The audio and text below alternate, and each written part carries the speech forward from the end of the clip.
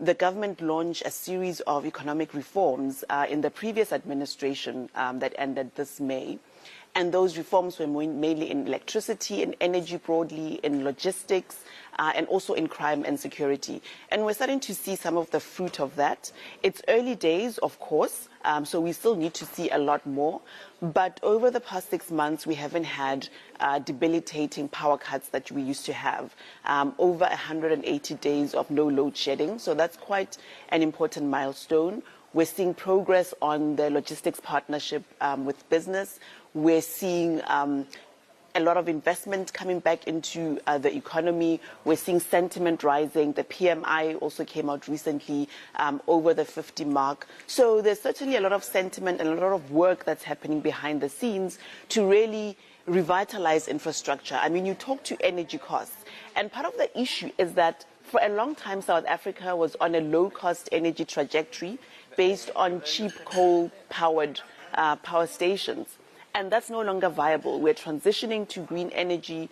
We haven't had as much maintenance as we needed to have. So there is a huge investment gap in terms of what's required to get the system on track, but we're seeing those funds starting to flow. So there's certainly positive sentiment and positive indications.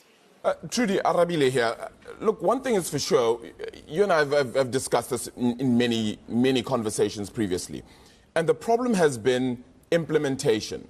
Now, it's all good and well to be able to say 180 days of no power cuts, but should the conversation not be that power cuts are a thing of the past and will no longer happen, instead of us counting down to how long we haven't had them?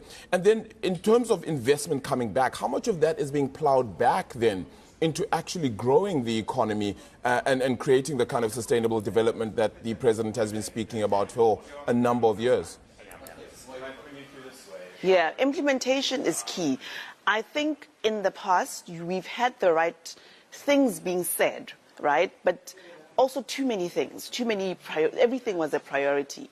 And I think now with the new administration, there's a clear focus on jobs and growth and ensuring that the economy delivers what it needs to do so that we can have employment and all of those things that we need for social development. So I think there is a renewed focus on implementation. I think the state itself recognizes and has said many times that it needs support, both financial and also in terms of capacity from the private sector.